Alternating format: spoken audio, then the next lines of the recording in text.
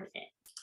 Hey everybody, I'm William Green. Welcome to another episode of My Green Pets, and today we're doing an orchid chat with an orchid person that is really awesome. And I want to introduce you guys to Joanna West Moser. Hi, Joanna. Hello. And Joanna is an artist who is really interested in orchids as well. And because of that, we've been working together the past couple weeks, and we'll show you a little bit more about that in the coming minutes. But just want to show real quick that you may know Joanna already, because she does have an Instagram page, and she's got a whopping 5,000 followers on there, and there are some beautiful pictures as well. So just want to show you real quick. You might know Joanna as Orchidmouse, and just really beautiful photos here. And there's another page that we're going to look at in a second here, but I just want to show you guys that and turn it over to Joanna. Talk to us a little bit about your art. You're an artist. You love orchids. What more could we want here? I am an artist and I do love orchids. I've been an artist my whole life. It's the only thing I've ever really wanted to do. I spent a few years as an art teacher, and from that point I decided that I needed to spend some more time making art myself. So that's what I've been doing ever since. And collecting orchids has been something that I've done for the last, I want to say maybe 5 years up to this point. So it's kind of a hobby I've settled into. And I have some examples of my art that I think I'll show you, just to show what I'm doing right now. Okay. So I'll share my screen. Yeah, while you're sharing your screen, I like, one thing that really drew me to Joanna's art was that she just has this, it almost is like a lithograph style. Look like woodblock prints. Like the colors are the lines are very crisp, the colors are very crisp, and I just love the style. It kind of reminds me of like Art Deco, which is one of my favorite art styles. Oh, right. Thank you. That's actually intentional. So yeah, I would say my biggest influences are probably Japanese woodblock print, the Deco period, Art Nouveau, and then mid-century modern, I think is what I would say. So I just wanted to share a few things that I've been working on the last few years. So for the pandemic years, we couldn't really do much traveling. So one thing that I was doing was going through my photos from previous trips that I'd taken and just having kind of like a virtual vacation back to those places by doing some illustrations based on those experiences. So this is a group of illustrations I made based on a trip that I'd taken to Yosemite. Okay. So see the geysers there and the buffalo. Yeah. And whenever I do something, I typically like to have a cohesive group, like a collection of a certain number of illustrations, just to practice making things look like they go together. Oh, that's awesome. So yeah, so this was one of my pastimes during the pandemic. And then so my mid-century style, you can see coming through in this series of whimsical bugs that I made. Oh, that is awesome. I love these. Are some of my favorite things that I've done. They've just been so much fun. So that was a game night for flies. This is painting for moths. Oh my gosh. And of course their wings are, reflect really not cool patterns and colors too. Yes. And then I've got story time for ants. Okay. All right. They're tucked in under their leaf. Yeah. This was tea time for ladybugs. Oh my gosh. That's and then this is tennis time for grasshoppers. Oh my gosh. All the grasshoppers playing tennis instead of gathering their winter stores. Yes, exactly. So that was a lot of fun. That's one of my favorite things I've done. And then that's super cool. Anything with praying mantises? That's my favorite bug. I don't have anything with praying mantises right now. I can't believe it. I need to go back to that series though, because I really enjoyed working on it. Those are fun. That looks like just a comic series waiting to come out or something. I know, it's so silly. So since I moved here to Chattanooga, which is we've been here for just over a year now, I've started taking up some new hobbies. Okay. So I've got, I took a class last summer that was all about making paint from minerals, going out and collecting them in nature and then taking them back and pounding them to a powder and then processing that into paint. So that's what these pictures are. And that has been a super fun thing to try, you know, as a longtime artist actually making paint. So that's Yeah. really cool. That's Um, the classic masters, right? That's what they had to do, is mix their own yeah, colors. yeah, absolutely. So that was a really awesome learning experience. So one thing that I'm going to get into, and I'll stop sharing the screen here. One thing that I'm going to get into next is painting some landscapes that are painted with rocks that I've collected from a trip to the American Southwest. I've got Oh, all these nice. lovely little rocks. And I'm going to paint the landscape that I saw there with paints that I made out of the landscape. So it's like a Look at meta that. Look at landscape. that color, and that color palette is so Southwest. So you'll Isn't that fun? so, Yeah. and these are just like watercolors, these oil paints. They're watercolors, yeah. Okay. And they are they're literally like this one is this one Oh, right here. wow. So So I collected the rocks, pounded them, and then made paint out of them. oh, that's awesome. It is so much fun. So that's one thing that I'm up to. And then I've also been taking ceramics classes and really getting into that. So now I'm a potter as well. Now So you've I've got it. got Oh, I'm wow. making Look at mugs. you.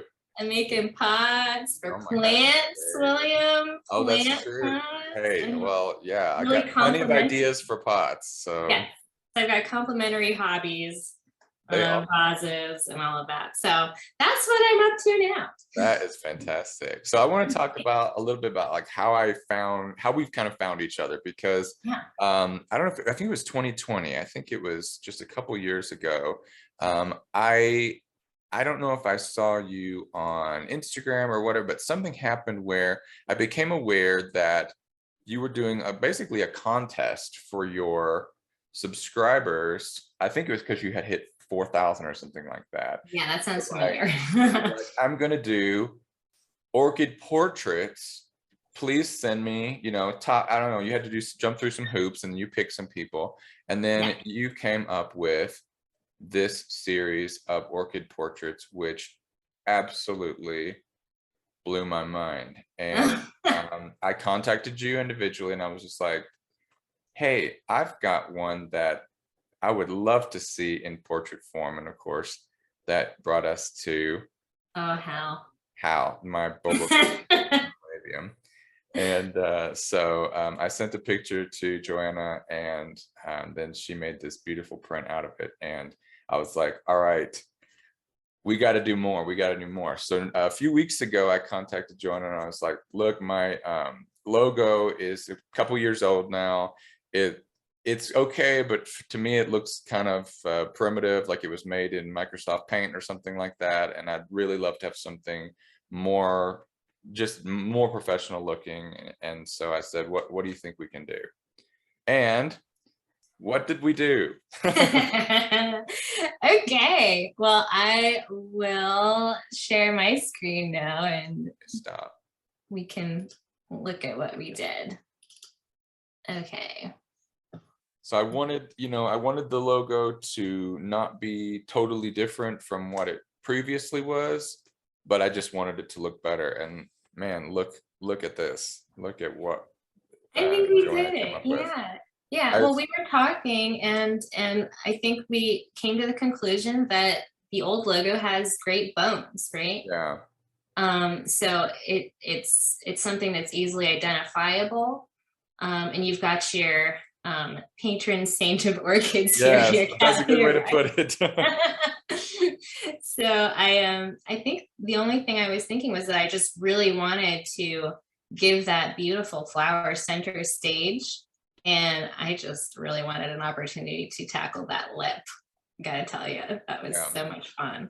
Well, you absolutely nailed it. I mean, it couldn't have been easy. There's so many colors and veins and things going around. And yeah, it took a few iterations to really get it so that it was like detailed enough that it was really clear what was going on, but also not so overwhelming that when you shrink it down to that Instagram size, you can't, it's like It just too much. disappears. Yeah. Yeah. So that was what we were thinking.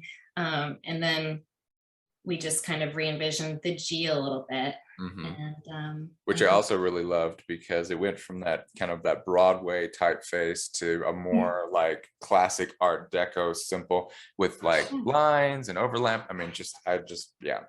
I was like, I know you're gonna love it. I mean, I know you're gonna just kill whatever you do. You're just gonna be awesome. So I really tried to stay hands off and just so happy with what you came up with.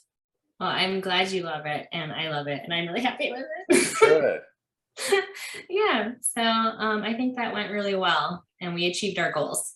Right. And that's not all because YouTube channel banners are definitely important part of any YouTube channel. The first thing you kind of see is at the top there is the banner. And so I was like, I want to update that as well.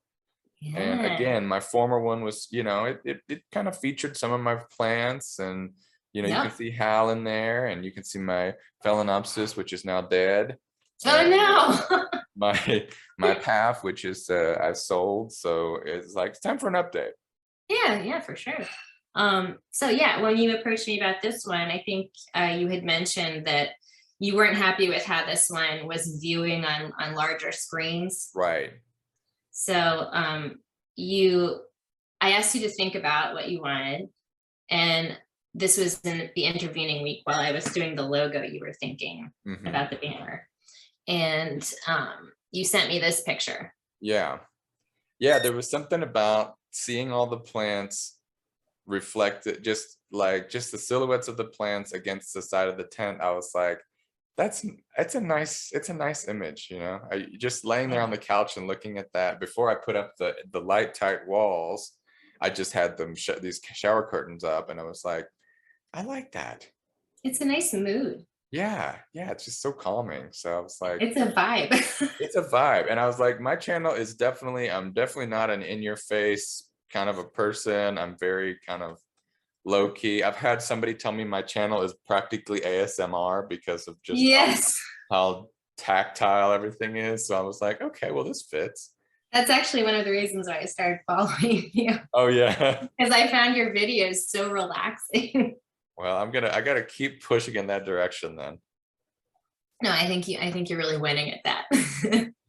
So we were looking at this, and then this is what I came up with to kind of honor that vibe Oh man. that you were getting. So the intention here was to capture that silhouette with the light coming through and kind of softened edges to imply looking through that curtain.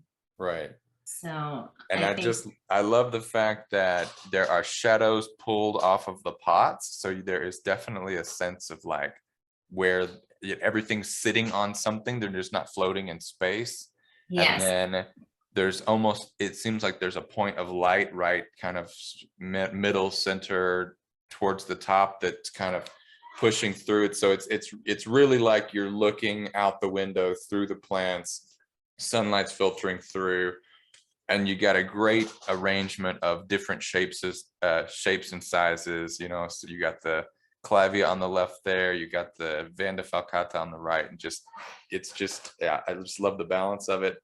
And yeah, it so conveys that. I mean, it takes that picture as inspiration and just really just takes it all the way. I love it. it was almost even relaxing to work on just these shapes. Yeah. But yeah. If you start feeling a little agitated, it's like, okay, no, that's not going to work. It's got to Yeah. Exactly. So yeah, I'm really happy with how it came out. I think it definitely meets that need of having something that looks nice, both cropped and closed for the small devices that you would view it on. Yes. And this right here is the composition you would see, I think, on TV if you're watching your YouTube channel on TV. Yeah. Yeah, and I had that set as my desktop background just to kind of see it on the big TV, and it really achieves that. So tight crop for a mobile phone, you can, it achieves the same effect at all scales. So that's what I really wanted, and that's what it does. Yay. Oh, so I'll stop sharing my screen now so you can take over. Hi. Hi.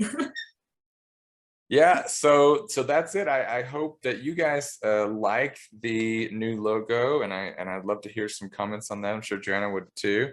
I'd like to move on to one more point to talk about, and that is Joanna moved from California to Tennessee last year, beginning of last year. Yeah, it was last February. Okay, and many of well, I'll let you tell the story. Well, that's a big reason why I have not been posting my orchids to my orchid channel, is that in that move, I lost 90% of my collection. It just so happens that I moved during the polar vortex of last February, and I shipped my plants with my moving boxes in the moving truck, and the truck went through Texas and encountered 7-degree temperatures. Oh, Lord. So when they arrived at the destination, I knew they were gone before I even saw them. Because if you've ever smelled a frozen plant, do you know that smell? It's like wet lettuce, like, yes. Oh, I know. It's awful. Like oh my God. Yes. Yeah. So I had the boxes and I could smell the problem before I even saw it. I mean, I saw the temperatures before the boxes arrived. I was already nervous, and then they were mostly dead. It was 90%. So I had 225 plants that you shipped. Yeah. And I want to say, I thought at the time I might have 40 survivors, up to 40. I think I'm down to like maybe 15 to 20 from that original collection. Wow. So it was a major loss. So what I can tell you is that if you need to move somewhere and you're going to go through some cold places, your Paphiopedilums are going to be your survivors. Wow. Because they are truly the only plants that have survived, except for 2 others. And I will show you those now because they're blooming. They're blooming. Well, they're blooming. How convenient. Isn't that crazy? So these are the only other 2 plants that I have that survived. It's my Sidereia japonica. Oh, look at that. It never bloomed, not once. And I had it for like 3 years in Oakland. And it bloomed almost immediately upon arriving last year, and now it's blooming again. So I don't know what that means, but here it is. Was it the chill, you think, that set it off, or? Maybe it needed that, Get a chill this year too? Because that's nice. Isn't that crazy? And there's like no damage on the leaves at all. It's amazing. So that's that one. And then I also have, I think this is called Phalaenopsis little one now. Oh, okay. Is the name for this. And I forget what the cross is, but japonica is one of the parents. Oh, okay. Little leopard creature. Isn't that fun? So you can see the cold damage here. So this is the mother plant. Okay. And these 2 that are blooming are keikis that started immediately upon arrival, basically. So, and it's blooming from those keikis. So that is, look at the roots. Isn't that crazy? I mean, you would never think that plant had survived Arctic temperatures. I know. Yeah. The only clue is the cold damage on the leaves. But yeah, it was a disaster. Oh. But I got a lot of time back, that I was spending nurturing those plants. And I'm up to, if I can tilt this so you can see, my plants are all over there in the corner. Oh, I see some in bloom over there. Yeah. Yeah. And they are, I think there's about 85 of them now. So I'm not going to take it back up to those original numbers. I have to be honest, I had too many. They were taking up a lot of time. Yeah. And now that I have that time back, I'm starting to get into other things like the pottery I showed you and things like that. So 85 is certainly not a shabby windowsill collection of orchids. No, it's not. It's not. It's just a change from what it used to be. But I have to tell you, I was so touched. I was sharing all of this on my Orchidmouse Instagram page, and the outpouring of consolation that I received from my fellow Instagrammers was incredible. And in fact, I was sent some 40 plants. In fact, half of what's here is from people who sent me plants to help me Oh, that's rebuild my awesome. collection. Like, I was completely amazed and so touched. And I'm just very grateful for that community. And as you know, it's a very supportive community, the Instagram Orchid group. It's on the fence between supportive and enabling, you know. And that's a really good point. You know, it's like I'll post a picture of a plant I see at the that I like or whatever, and they're like, "You're gonna get one, right?" And I'm like, um, Yep. Oh yeah. well, yeah, no, absolutely. That's certainly a testament to the people that followed your page and just kind of the orchid community in general. Yeah. And I think we all just can feel the pain of loss. I mean, how many people have accidentally reached over and snapped a spike or something like that, and it's just like, I know. but we can all kind of relate. But that's definitely on the extreme end. So so I sorry you know. had to go through that, but it sounds like that, that the ground was cleared for some new things to grow. That's right. Yeah. And change is life. So You better it's not believe always bad. it. Right. It can lead to good things, which it has in Absolutely. this case. So Well, yeah. great. Well, Joanna, thank you so much for joining me today and just sharing your story and sharing your art. Thanks And for having me. hopefully everybody that visits My Green Pets is gonna, I've gotten a few. I just kind of low key uploaded it a couple weeks ago when it was all done, and I've had a few people say, "Oh, I love your new logo." Someone was asking me, "Oh, how did you?" I was like, "Oh, go see this person. Go see this person." So anyway, yeah. So I think that's going to be it. But I just wanted to thank you again, and if you at home who are watching this would like to see more of Joanna's stuff, you can see it at JoannaWest.com is my website. And then I'm posting my art currently on Instagram under the handle Joanna West Art. Joanna West Art. Okay. And I'll put those up on the screen. I'll also put those links in the description of the video. Thank you. Thank you so much for joining us today. Thanks for having me, William. All right. Thanks. And we'll see you next time. Bye.